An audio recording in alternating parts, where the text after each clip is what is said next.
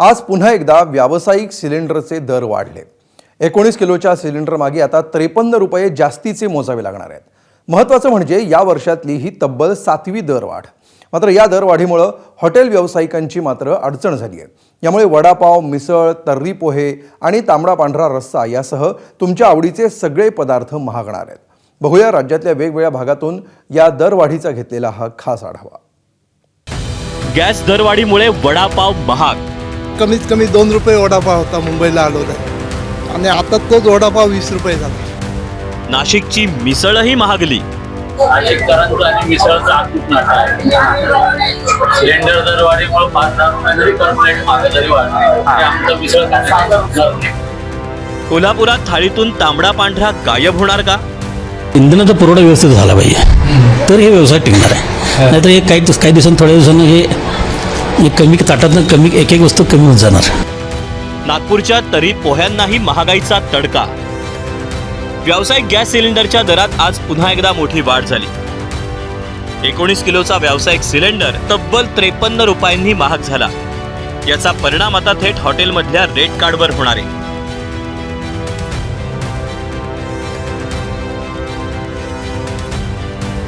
या दरवाढीमुळे मुंबईचा वडापावही महागला। मुंबईतील अनेक ठिकाणी कुठे 5 रुपयांनी तर कुठे 2 रुपयांनी तर कुठे 10 रुपयांनी वडापाव महाग झाला। खमंग आणि तितकाच टेस्टी हा वडापाव जो तोंडाला पाणी सोडतो। मात्र तोंडाला पाणी सोडत असताना हाच वडापाव आता मुंबईकरांच्या खिशाला कात्री लावतोय। त्याचं कारण म्हणजे गॅस सिलेंडरमध्ये दिवसेंदिवस होत असलेली दरवाढ।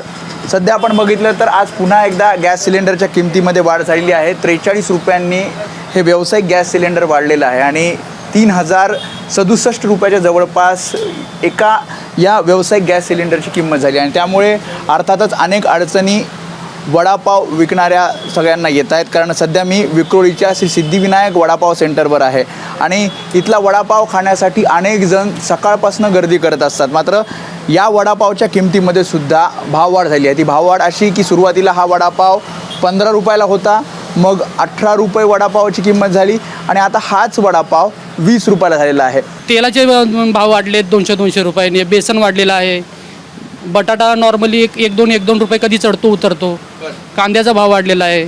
असंच जर वाढत राहिलं तर वाढावं, पण दुसरा ऑप्शन नाही आता। कारण धंदेवाले 1.5 महिना मी शॉप बंद ठेवलं होतं आणि 1.5 महिन्यानंतर फक्त 2 रुपये वाढवून आता सध्याला मी सेवा देण्याचं नाही का आम्हाला। पोटाला भूक आहे म्हणून खावा लागणार। आम्ही आमच्या टायमिंगला कमीत कमी 2 रुपये वडापाव होता मुंबईला आलो तर, आणि आता तोच वडापाव 20 रुपये झाला। म्हणजे किती जमीन आसमानाचा फरक आहे। हे झालं मुंबईच्या वडापावचं। आता नाशिककरांना त्यांच्या आवडत्या मिसळीसाठी येत्या काळात जास्तीचा खर्च करावा लागणार आहे। गॅसमध्ये वाढ झाली, तेलात वाढ झाली, सगळं आम्ही 5 रुपये वाढवले, जास्त नाही वाढवले। तर आता बघू जर याच्यात जर काही झालं नाही, जर बाकीचे भाव वगैरे गॅसचे भाव जर वाढले नाही तर आम्ही एवढंच ठेवणार। जर भाव वाढ झाली बघू भविष्यात आम्हाला काही भाव वाढ करावी लागते। आम्ही जास्त नाही वाढवणार, ग्राहकांकडे बघून 5-10 रुपये वाढवू। सिलेंडर दरवाढीमुळे 5,000 रुपये जरी पर प्लेट मागे जरी वाढली तरी आमचं मिसळ खाण्याचं भारताची मिसळ राजधानी नाशिक। आम्ही काही 10 रुपये जरी वाढले तरी आम्ही मिसळ खाणं काही सोडणार। एवढी जगप्रसिद्ध मिसळ आपल्या नाशिकची, नाशिककरांची सकाळच मिसळ आहे। त्यामुळे दरवाढ जरी झाली तरी ती नॉमिनल दरवाढ आहे, आम्ही ती खाणारच। नागपूरच्या तर्री पोह्यांचंही असंच काहीच आहे। सिलेंडरचे दर वाढले आणि हॉटेलवाल्यांनी तर्री पोह्यांची प्लेट 10 रुपयांनी वाढवली।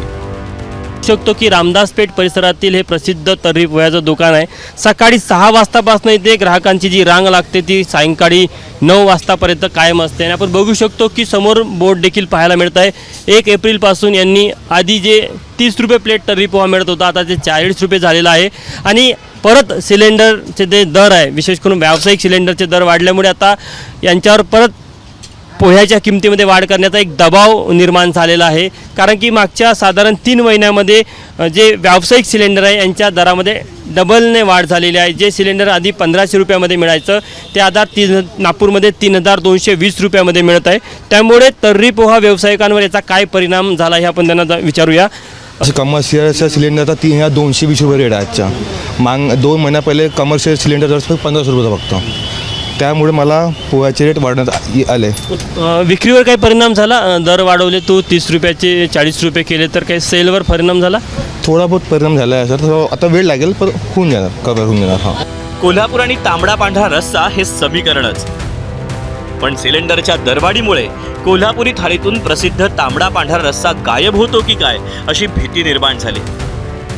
वाढती महागाई आणि हे तांबडा आणि पांढरा रस्सा बनवण्यासाठी लागणारे कष्ट, त्यासाठी लागणारा खर्च याचा कुठेतरी आता ताळमेळ बसत नाही आहे. त्यामुळं कितपत महागाई वाढलेली आहे, त्याचा काय परिणाम झाला हे आपण जाणून घेणार आहोत. राजवीर मेस आहे. मला सांगा, ऐतिहासिक तांबडा पांढरा रस्सा आपण बनवतोय, या महागाईचा नेमका काय परिणाम झालाय ते सांगा. महागाईमुळे इंधन वाढल्यामुळं बाकीचे सगळे मटेरियल त्याच्यामध्ये दर वाढले. दर वाढल्यामुळं कसं झालं की तांबड्या पांढऱ्याचे दर करण्याचे दर नाही वाढलेले, ते आहे तसेच राहिले. फक्त महागाईमुळे सगळे मटेरियल वाढल्यामुळे लोक काय जरासं पूर्वी जी लोक जितकी खात होती त्यापेक्षा कमी आले प्रमाण, थोडंसं 25% तरी कमी आले. या वर्षात व्यावसायिक सिलेंडरच्या दरात तब्बल 7 वेळा दरवाढ झाली. पहिली दरवाढ 1 जानेवारीला झाली, ती होती 111 रुपये 50 पैसे. दुसरी दरवाढ 1 फेब्रुवारीला झाली 50 रुपयांची. तर तिसरी दरवाढ 31 मार्चला 31 रुपयांची. चौथी दरवाढ 7 मार्चला 115 रुपयांची. पाचवी दरवाढ 1 एप्रिलला 218 रुपयांची. सहावी दरवाढ ही 1 मेला 993 रुपयांची. तर सातवी दरवाढ 1 जूनला 53 रुपयांची. गेल्या 5 महिन्यात व्यावसायिक गॅस सिलेंडरच्या दरात तब्बल 1,500ची वाढ झाली. इंडस्ट्री पे इसका असर होगा, होटल्स में जो है उसमें उसका असर होगा. सब होटल्स वाले अपना रेट बढ़ा देंगे, छोटा मोटा व्यवसाय है वो मर जाएगा. तो ये मारने के लिए इसने पहले तैयारी कर चुके हैं. ये जिस तरह से रेट बढ़ा रहे इसका भी बढ़ा देंगे. अभी डोमेस्टिक का भी रेट बढ़ाने वाले हैं. पहले व्यापारी का बढ़ाते, फिर वो डोमेस्टिक का बढ़ाते. डीजल पेट्रोल के दाम भी बढ़ने वाले हैं. त्यामुळे आता हॉटेल व्यावसायिकांना दरवाढ करण्याशिवाय पर्याय राहिलेला नाही. नाशिकहून मुकुल कुलकर्णी, कोल्हापूरहून विजय केसरकर, नागपूरहून तुषार कोहळेसह वेदांत देव, एबीपी माझा, मुंबई.